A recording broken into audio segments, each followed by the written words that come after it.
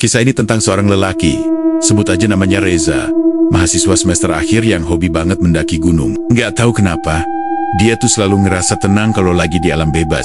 Tiap liburan, pasti dia pergi mendaki gunung. Salah satu impiannya sejak lama adalah mendaki ke Gunung Salak.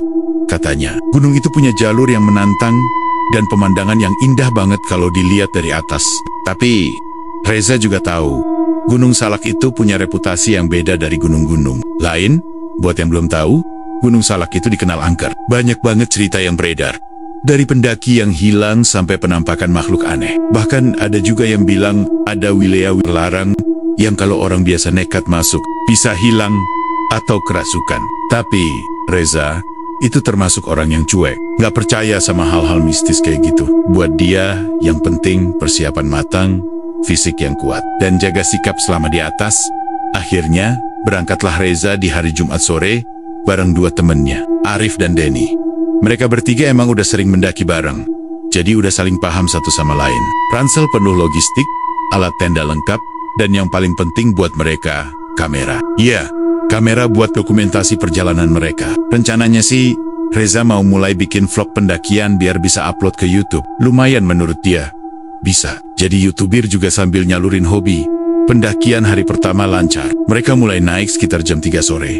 Nyampe pos awal sekitar jam 5. Terus mereka buka tenda dan istirahat. Malam itu, suasananya tenang. Cuma suara jangkrik dan gemerisik daun yang terdengar. Mereka masak mie, ngopi, terus ngobrol ngalor ngidul sambil nyalain kamera. Reza pun sempat rekam dirinya sendiri ngomong ke kamera. Halo guys, ini malam pertama kita di Gunung Salak. Semoga lancar ya. Doain kita bisa sampai puncak dan turun. Selamat, masuk hari kedua. Cuaca mendadak berubah. Dari pagi udah agak mendung. Tapi mereka tetap lanjut karena jalur masih bisa dilewatin. Disinilah mulai ada yang aneh. Kamera yang mereka pakai padahal baru, dan baterainya masih penuh mendadak ngelak. Layarnya suka freeze sendiri, terus kadang mati tiba-tiba. Awalnya mereka pikir karena suhu dingin atau kelembapan, tapi waktu dicek ulang, semua file tetap ke-save. Cuma, ada yang bikin bulu kuduk merinding. Waktu Arif lagi merekam Reza di jalur sempit yang diapit pohon tinggi, muncul suara pelan banget di background. Kayak bisikan, nggak jelas ngomong apa. Tapi nadanya kayak orang merintih atau nangis. Mereka kira itu suara binatang atau gesekan daun. Tapi waktu diputar ulang beberapa kali, suara itu tetap ada. Dan makin jelas kedengarannya. Kalau pakai headset, Reza mulai ngerasa aneh. Dia bilang ke Arif dan Dani, "Lu denger nggak sih? Kayak ada yang ngikutin dari tadi." Arif cuma ketawa. Bilang Reza kebanyakan nonton film horor. Tapi Dani sempat diem. Terus bilang, "Tadi gua ngerasa ada yang ngeliatin sih. Tapi gua pikir itu cuma perasaan aja." Hari makin sore. Kabut mulai turun. Dan jalur mulai susah dilalui. Tapi mereka tetap lanjut. Walaupun suasana makin sepi. Dan tekanan di udara kayak beda. Mereka masih coba santai. Tetap ngevlog dan bercanda. Tapi di tiap rekaman yang mereka ambil hari itu, suara aneh mulai sering muncul. Kadang kayak langkah kaki di semak-semak. Kadang suara orang manggil pelan banget. Tapi nggak ada siapa-siapa di sekitar mereka. Jalur yang harusnya ramai, waktu itu sepi banget. Nggak ketemu satupun pendaki lain hari itu. Padahal akhir pekan, Reza mulai ngerasa nggak enak. Tapi dia masih tetap senyum di depan kamera. Pura-pura santai. Malamnya mereka buka tenda di pos berikutnya. Tapi dari raut wajah Reza kelihatan banget kalau dia nggak tenang. Dia sempat rekam satu vlog kecil malam itu. Sendirian, pakai kamera depan. Di videonya, dia bilang pelan. "Gua nggak tahu kenapa, tapi perasaan gua nggak enak banget dari tadi. Ada yang nggak beres.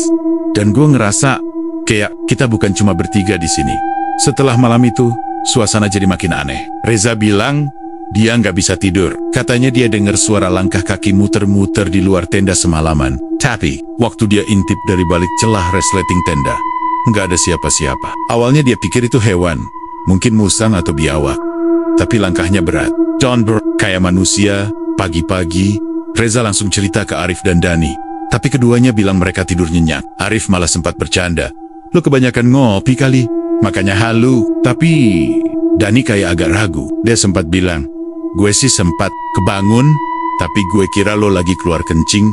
Reza geleng. Dia nggak keluar sama sekali. Dan yang bikin makin merinding, jejak di sekitar tenda, mereka yang malam sebelumnya bersih pagi itu, muncul banyak bekas langkah. Seperti kaki manusia. Tapi arahnya muterin tenda mereka dari segala sisi. Lo ngerekam malam tadi? Tanya Dani. Reza angguk. Mereka buka kamera. Dan ada beberapa potongan video pendek. Tapi pas diputar, ada bagian yang aneh. Salah satu videonya merekam sendiri. Kamera itu kayaknya nyala sendiri. Tanpa ada yang pencet. Isinya cuma tenda mereka. Dari kehan kayak dari semak-semak. Dan ada satu frame cuma sebentar. Tapi jelas, bayangan hitam berdiri di belakang pohon, jauh, tapi posisinya pas banget ngadep ke arah kamera. Mereka mulai panik. Dani udah ngajak turun aja hari itu juga, tapi Reza masih ngotot buat lanjutin ke puncak. Karena menurutnya, mereka udah hampir nyampe. Kita udah sejauh ini, masa pulang sekarang? Lagian, belum tentu kejadian kayak gini ada hubungannya sama hal mistis. Bisa aja, orang iseng. Akhirnya mereka sepakat buat lanjut. Tapi dengan catatan, kalau siang ini makin gak beres, mereka bakal balik. Jam 10 mereka mulai jalan lagi. Tapi kabut turun lebih cepat dari biasanya. Biasanya kabut tebal mulai muncul sore. Tapi ini baru lewat jam 11 siang, udah putih semua. Jalur mulai gak kelihatan. Mereka jalan pelen-pelen, saling panggil nama tiap beberapa menit, biar gak saling terpisah. Lalu kejadian paling aneh mulai terjadi. Reza jalan paling depan, sambil bawa kamera. Arif dan Dani di belakang. Tiba-tiba Reza berhenti. Dia nunjuk ke depan dan bilang, "Itu siapa?" Di kejauhan, ada sosok putih berdiri. Diam aja, nggak bergerak. Awalnya mereka kira itu pendaki lain.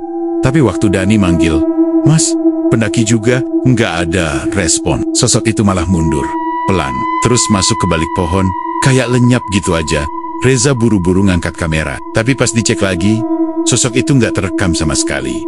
Di layar cuma pohon, kabut, dan semak-semak. Arif mulai gemetar. Dia bilang dia mau turun sekarang juga. Tapi, saat mereka muter badan buat balik arah, jalur yang tadi mereka lewatin udah beda. Nggak ada bekas pijakan, pohonnya pun kayak berubah posisi. Mereka benar-benar tersesat. Dani mulai ngedumel panik. Arif baca-baca doa sambil pegang tasnya. "Hey Raf," Reza masih coba tenang. Tapi raut mukanya nunjukin dia juga bingung. Mereka coba pakai GPS, tapi sinyal hilang. Kompas muter sendiri. Arahnya ngawur, dan waktu mereka jalan mundur beberapa langkah, mereka kembali ke titik yang sama, Kecem, di mana sosok putih tadi muncul. Dan yang lebih parah, mulai ada suara. Pertama cuma kayak desahan napas, lama-lama jadi kayak suara nyanyian pelan. Nggak jelas liriknya, tapi nadanya mencekam. Mereka bertiga langsung diam. Reza bisik low. "Denger kan?" Dani dan Arif cuma angguk. Mata mereka mulai penuh ketakutan. Kamera terus nyala. Dan salah satu bagian terakhir dari rekaman hari itu, Reza sempat ngomong pelan ke kamera.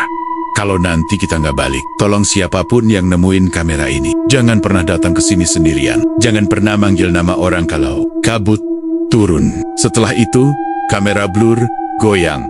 Suara angin makin kencang. Lalu, semuanya gelap. Dan hanya satu dari mereka yang ditemukan. Hari itu jadi hari terakhir komunikasi dari Reza, Arif, dan Dani.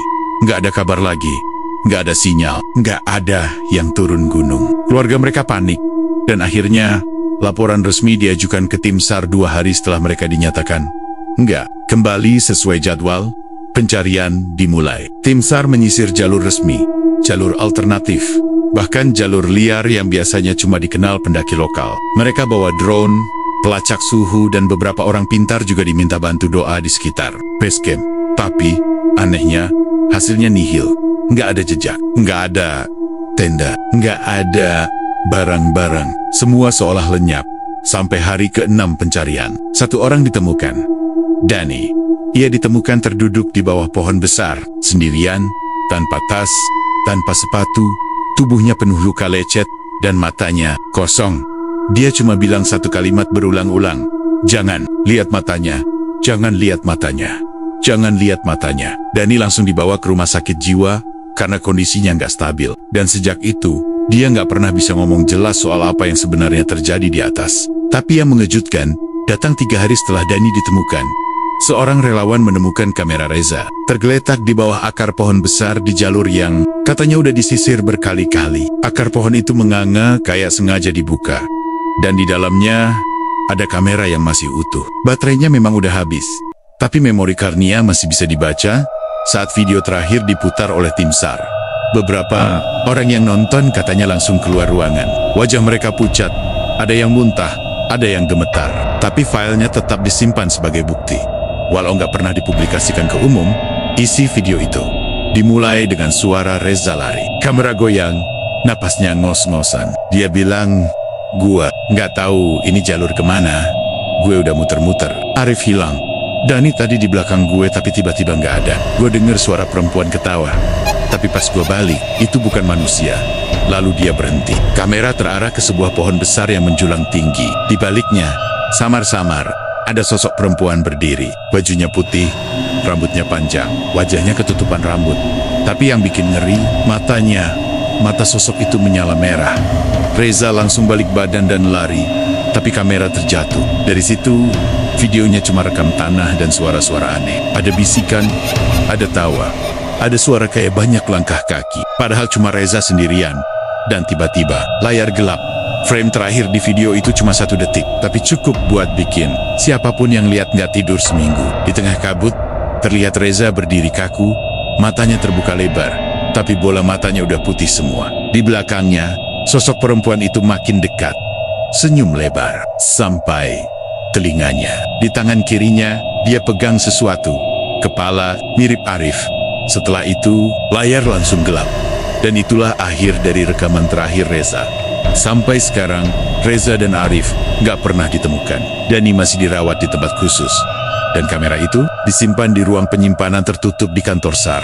Katanya, siapapun yang nonton videonya sampai habis sering ngalamin mimpi buruk yang sama. Mimpi dikejar di tengah kabut, suara perempuan, nyanyi, dan suara langkah di belakang yang makin lama makin dekat. Ini kisah horor pendaki Gunung Salak yang berakhir tragis.